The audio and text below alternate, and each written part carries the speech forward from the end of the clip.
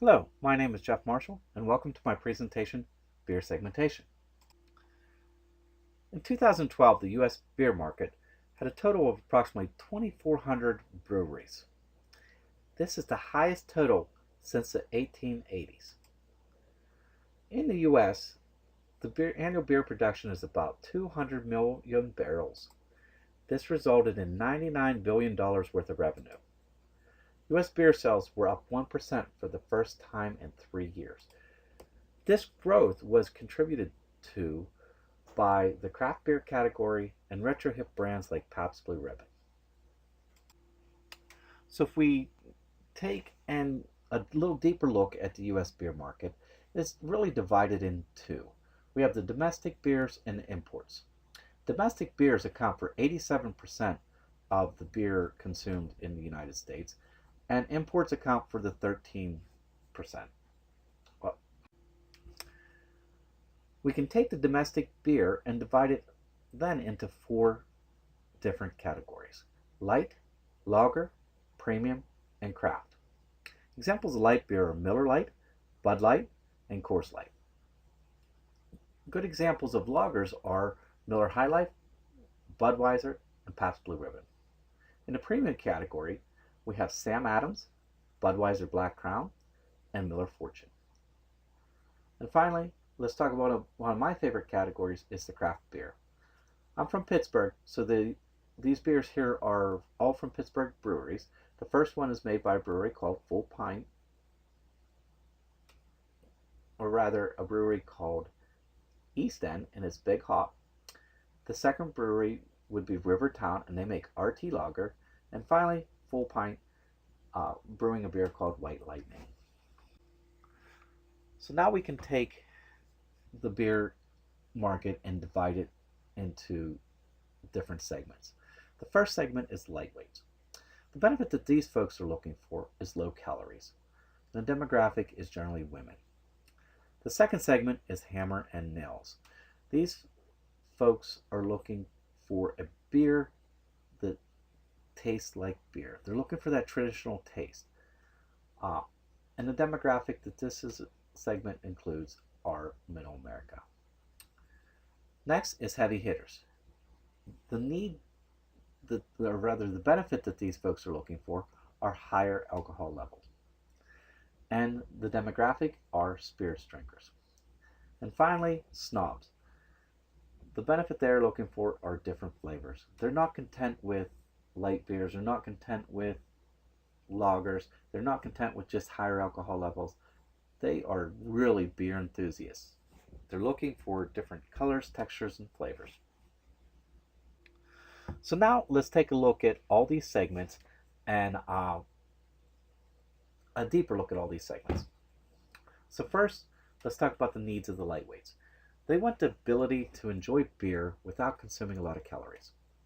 These folks work out, they take pride in their physique, so they don't want to negate a workout and feel guilty for having a couple of beers with friends on a Friday night.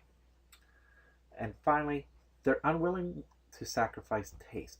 This is very prevalent with this segment because you look at most of the advertising out there is it's less calories and not compromising taste. So they still want beer that tastes like beer. So demographics for this category are women, health enthusiasts, and athletes. And finally, the category that they're most likely to purchase is light beer. So next, let's talk about the hammer and nails segment. These guys want beer that tastes like beer. This is why lagers are so ideal for this segment. Another thing that's important to them is inexpensive and readily available. Depending on what state you live in, you want to be able to pick it up at a gas station, in a grocery store, or if you're in Pennsylvania, at a beer distributor. They don't want to have to hunt for their beer. And finally, what's important to them is convenient packaging. They prefer 30 packs because you feel like you get more beer for your buck. You're getting 6 extra bottles or rather 6 extra cans of beer in that package. And finally, they really like the fridge pack. The fridge pack gives you the ability to take your case of beer and put it in the fridge and open it and use it as a distributor for your beer without taking it out of the packaging. The demographics are generally male, and these are a man's man. These guys are hardworking middle Americans that are hunters and fishermen, construction workers, just salt of the earth people. And one thing to consider with these segment is they are budget constrained. So they're very sensitive to a price point. They become very loyal to their beer. However, if that beer goes beyond their price point that they're comfortable paying, they'll move to another beer. And the category that they're most likely to purchase in is lager. So next, let's talk about heavy hitters. The needs that this segment have out of their beer is high alcohol content. They want a distinct taste and a more sophisticated experience.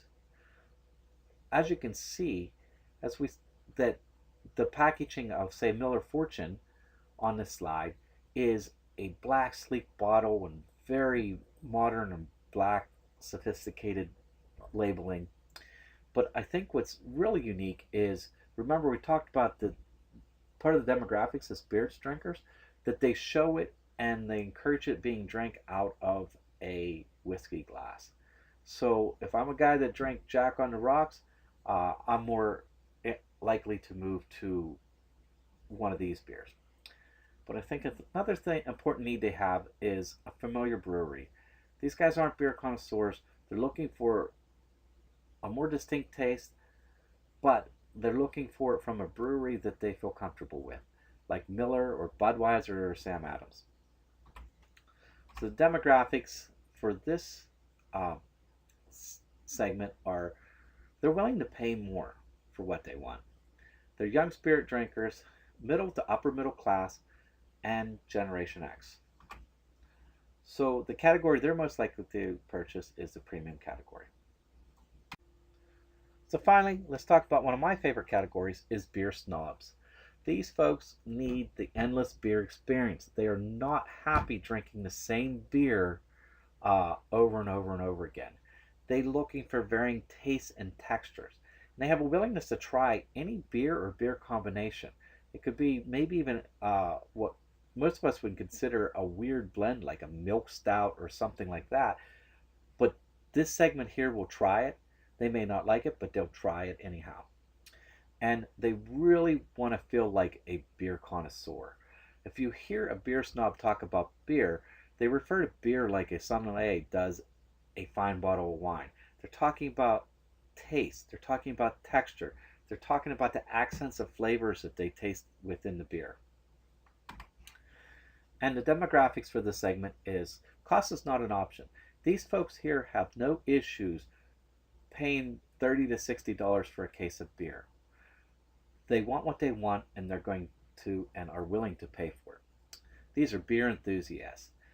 They are always on the hunt for a different and better beer, which makes them quite adventurous. They fall in the age category of 30 to 50 years old. And one thing I like to note is this segment here consists of both male and females. There's a lot of women that are really, really into craft beers right now. And finally, they're middle to upper middle class. And the category that they're most likely to purchase in is the craft category.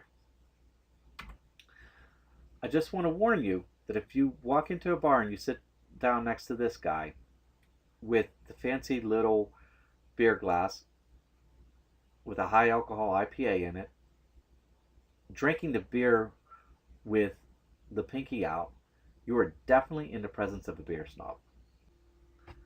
So in summary, this information could be found useful for any brewery that is looking to launch a beer into the US market. The steps for success would include create a needs-based value proposition, determine the category your offering will participate in, and finally, position your messaging to meet the needs and desires of your target segment. And when it's all done, do not forget to open your favorite beer and toast to the success of your newly launched product with your friends and colleagues. Thank you very much and have a nice day.